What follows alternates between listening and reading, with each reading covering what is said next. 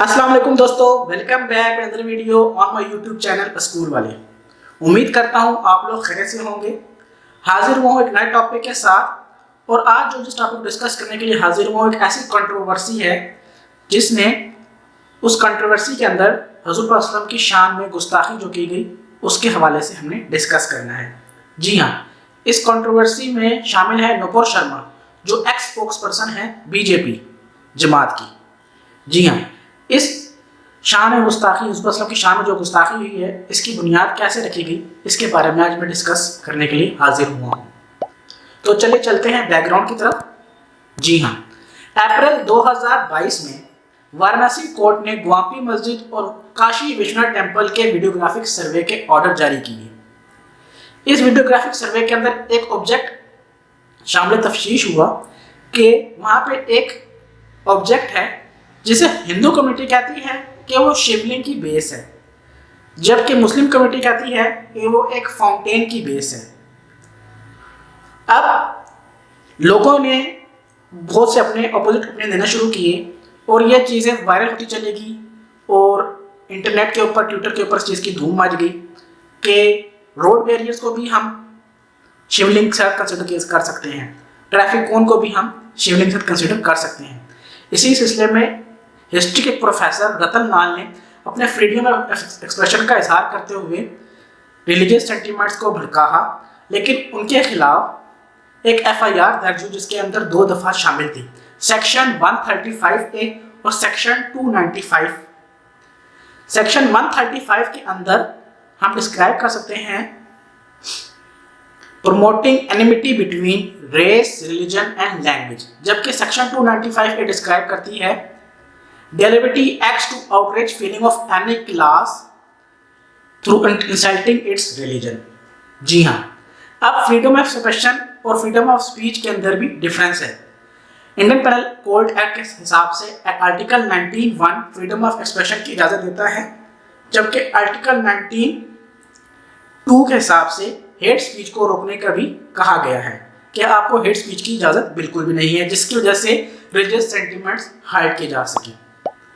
अब इसी सिलसिले में एक न्यूज़ चैनल ने मुस्लिम मजहबी रहनुमा मोहम्मद दहलवी और नुपुर शर्मा जो स्पोक्स पर्सन थी बीजेपी को, उनको अपने डिबेट के अंदर शामिल किया और उनसे डिस्कस करने का एक सवाल रखा कि आया ये रिलीजियस सेंटीमेंट्स हाइड के जाते हैं नहीं, लेकिन जज्बात में आके नुपुर शर्मा ने हज़रत पाक सल्लल्लाहु अलैहि वसल्लम की शान में गुस्ताखी कर डाली।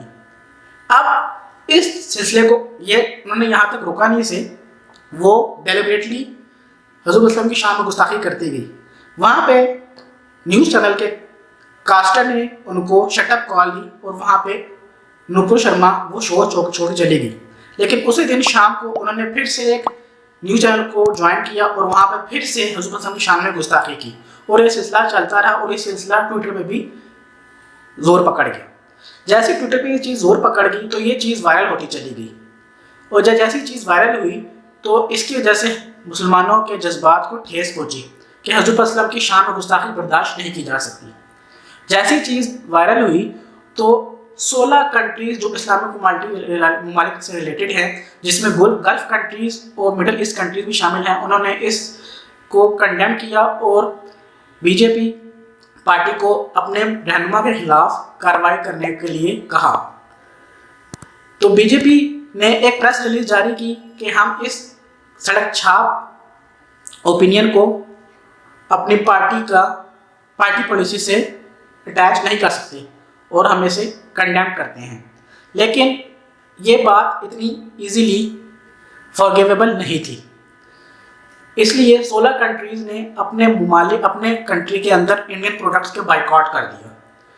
ये था एक सेटबैक इंडियन गवर्नमेंट के लिए, क्योंकि इंडियन गवर्नमेंट का 60% क्रूड ऑयल गल्फ कंट्रीज़ और मिडिल ईस्ट कंट्री से ही पूरा होता है। यहाँ तक कि ओमान की एक बंदरगाह इंडिया यूज़ करता है अपनी मिलिट्री रिसोर्सेज को पूरा करने के लिए। अब ये चीज़ को ओवरकम करने के लिए बीजेपी ने अपने इस रहनुमा को पार्टी से सस्पेंड कर दिया। अब जब पार्टी से सस्पेंड कर दिया तो फिर 8 जून को नुपुर शर्मा के खिलाफ एफआईआर दर्ज हुई और एक और एफआईआर दर्ज हुई असदुद्दीन सिद्दीकी और नितिन नारसिंगन के खिलाफ और 31 उन लोगों के खिलाफ जिन्होंने वायलेंस, वेंडलिज्म और जलाओ घराव में अहम किरदार अदा किया था।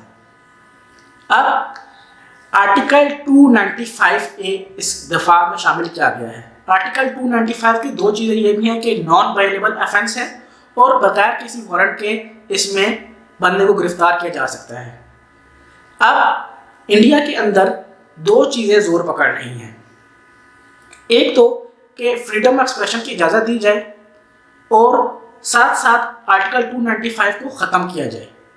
आर्टिकल 295 ख़त्म करने का मतलब यह है कि इंडिया को एक लिबरल रियासत तस्वुर किया जाए। अब इंडिया के अंदर भी 3 पर्सनैलिटी और 3 सोचें रहती हैं।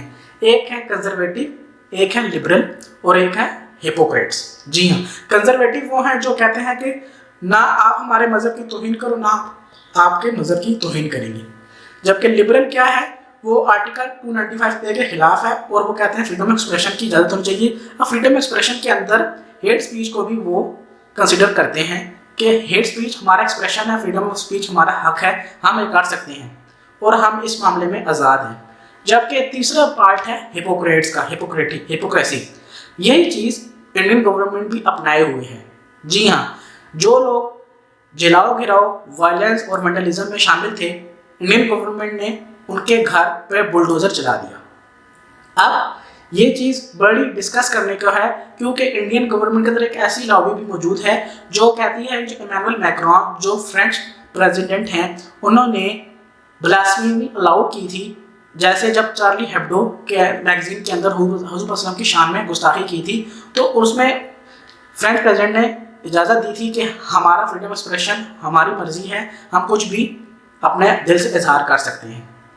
अब आने वाले दिनों में पता चलेगा कि आया कि फ्रीडम एक्सप्रेशन और हेट स्पीच को इकट्ठा कंसिडर किया जा सकता है या फिर आर्टिकल 295A को जड़ से ख़त्म कर दिया जाएगा। आर्टिकल 295 अगर ख़त्म हो गया तो हेट स्पीच और फ्रीडम एक्सप्रेशन के अंदर कोई डिफरेंस नहीं रहेगा और इसके साथ ही लोगों को और बढ़ावा मिलेगा और वो अपने नेगेटिव थॉट्स को फ्रीडम एक्सप्रेशन बनाकर सबके सामने पेश करेंगे। आने वाले वक्तों में पता नहीं अब क्या कुछ सुनने को मिले, तो ये आप पे डिपेंड करते हैं कि आप लोग क्या इम्पैक्ट लेते हैं अपने ऊपर। तो अगर मेरी ये हिस्ट्री है जो मैंने आपके सामने पेश किया, अगर आपको समझ आई हो तो ज़रूर इसको कंसिडर कीजिएगा। मिलूंगा एक नए टॉपिक के साथ। आज के लिए इतना ही। अल्लाह हाफिज़।